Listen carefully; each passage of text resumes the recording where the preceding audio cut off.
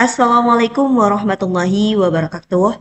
Halo teman-teman, kembali lagi di YouTube channel ini. Nah, di video kali ini kita akan belajar tentang yang namanya sensor. Jadi sebenarnya apa sih sensor itu? Yang pertama kita akan mengenal tentang konsep dasar sensor. Sensor sendiri adalah perangkat yang mengubah besaran fisik seperti suhu, tekanan, atau cahaya menjadi sinyal listrik yang digunakan dalam sistem pengukuran dan juga kontrol otomatis. Sensor ini penting dalam berbagai aplikasi industri, baik kesehatan dan juga lingkungan. Selanjutnya di sini ada parameter atau cara mengukur kinerja sensor. Nah, kinerja sensor itu diukur berdasarkan sensitivitas atau perubahan keluaran terhadap masukannya atau perubahan output yang didapatkan terhadap input yang dimasukkan. Selanjutnya ada akurasi atau ketepatan atau kedekatan hasil pengukuran dengan nilai yang sebenarnya. Terus ada resolusi, perubahan terkecil yang dapat dideteksi dan juga respon waktu. Nah, di sini kita lanjut ke keterbatasan sensor. Sensor sendiri itu memiliki batasan dalam akurasi akibat noise, keterbatasan frekuensi respon, dan efek lingkungan seperti suhu atau kelembapan. Pengkondisian sinyal diperlukan untuk meningkatkan kinerja dari sensor itu sendiri. Selanjutnya ada pengkondisian sinyal sensor. Pengkondisian sinyal meliputi amplifikasi, filtering atau pemilteran, dan konversi sinyal. Penguat operasional umum digunakan untuk meningkatkan amplitudo sinyal sebelum diolah oleh perangkat digital. Jadi pertama-tama sensor ini harus kita kondisikan terlebih dahulu sebelum digunakan agar nanti keluaran atau output yang dihasilkan bisa maksimal. Nah, selanjutnya ada rangkaian resistansi atau resistor. Resistor digunakan dalam sensor untuk mengukur perubahan arus atau tegangan. Contohnya itu ada termistor yang mengukur suhu dengan perubahan resistansi seiring suhu meningkat atau menurun. Selanjutnya ada rangkaian pengukuran kapasitansi. Pengukuran kapasitansi ini penting untuk sensor yang bekerja berdasarkan perubahan kapasitansi seperti sensor kelembapan. Rangkaian penguat membantu mengkonversi sinyal kapasitif menjadi sinyal yang dapat diolah. Dan di sini juga ada pengukuran induktansi. Sensor induktif mengukur perubahan induktansi yang dipengaruhi oleh objek logam, digunakan dalam aplikasi deteksi logam atau kecepatan rotasi. Selanjutnya di sini ada penguat operasional. Penguat operasional ini digunakan untuk memperkuat sinyal pada sensor. Jenis penguat meliputi penguat membalik dan tidak membalik tergantung kebutuhan pengkondisian suatu sinyal. Selanjutnya ada akuisisi data sensor. Akuisisi data adalah proses mengumpulkan dan mengubah sinyal analog dari sensor menjadi sinyal digital. Perangkat seperti microcontroller mengatur akuisisi data sebelum dikirim ke komputer untuk analisis lebih lanjut terlebih dahulu. Selanjutnya di sini kita masuk ke arsitektur akuisisi data atau bentuk dari akuisisi data. Sistem akuisisi data meliputi sensor, penguat, konverter analog ke digital atau ADC, dan mikroprosesor. Setiap komponen berperan penting dalam mengirim data sensor ke komputer nantinya. Nah, jadi di sini ada pengubah data analog ke digital atau yang tadi kita udah sebut ADC. ADC ini mengubah sinyal analog menjadi sinyal digital seperti dalam microcontroller yang menangkap sinyal dari sensor. Resolusi ADC ini menentukan seberapa halus perubahan yang dapat dideteksi. Selanjutnya kita masuk ke sensor suhu LM35.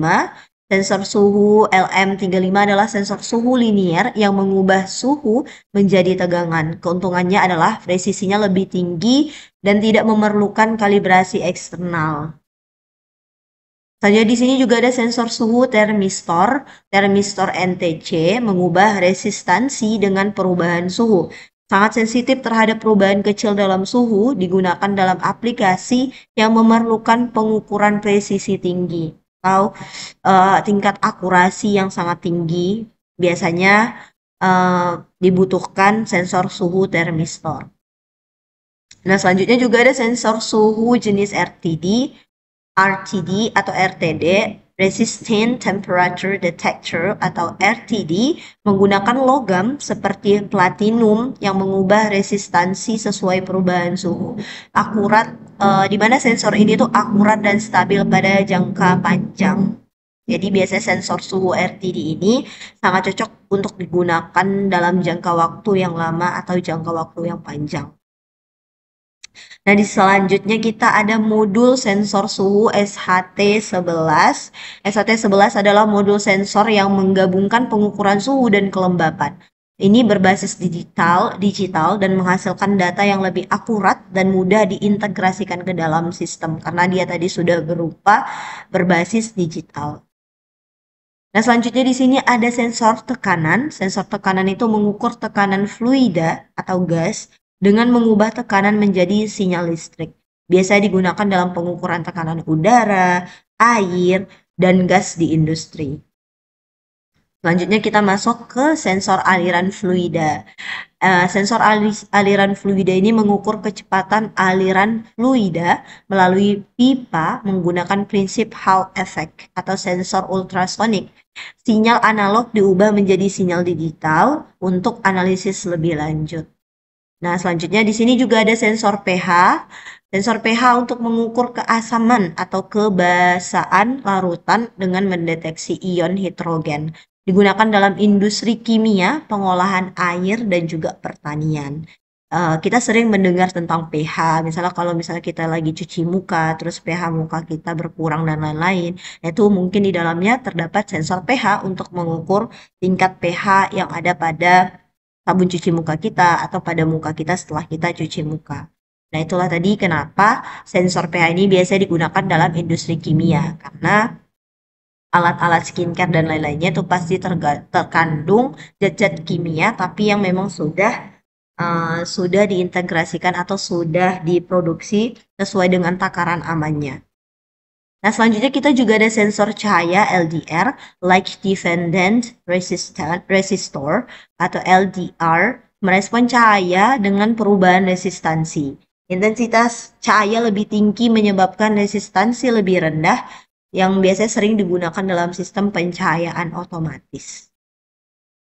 Selanjutnya di sini juga ada sensor cahaya fotodioda, yaitu adalah sensor cahaya yang bekerja dengan mengubah cahaya menjadi arus listrik. Digunakan dalam aplikasi deteksi cahaya yang memerlukan respon cepat dan sensitivitas yang cukup tinggi.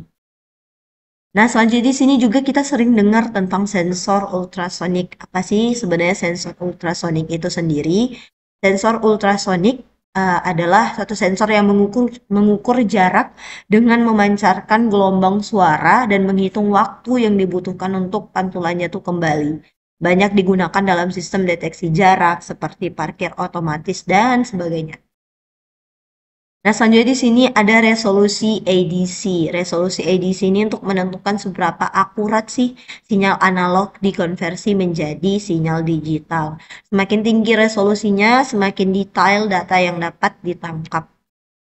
Nah, selanjutnya di sini juga ada successive approximation ADC atau metode konversi ADC yang bekerja dengan cara mendeteksi nilai sinyal analog dalam beberapa langkah hingga mendapat hasil digital yang akurat. Dari sini juga ada sensor suhu digital, sensor seperti DS18B20 itu memberikan keluaran suhu dalam bentuk data digital yang memudahkan integrasi langsung dengan microcontroller dan juga sistem komputer.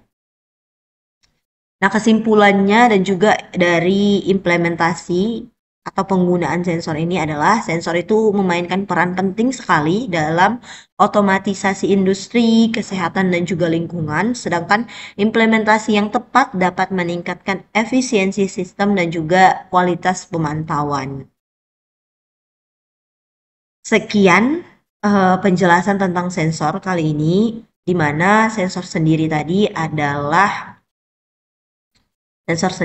adalah perangkat yang mengubah besaran fisik seperti suhu, tekanan, atau cahaya menjadi sinyal listrik yang mana banyak digunakan dalam pengukuran dan juga kontrol otomatis. Sedangkan kita tadi sudah sama-sama mengetahui bahwa banyak sekali jenis-jenis sensor. Ada sensor suhu pun terbagi lagi menjadi beberapa, ada termistor, ada suhu LM35 dan lain sebagainya.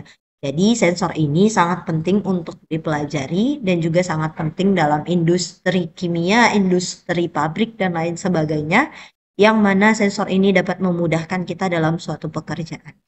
Terima kasih, sekian videonya. Wassalamualaikum warahmatullahi wabarakatuh.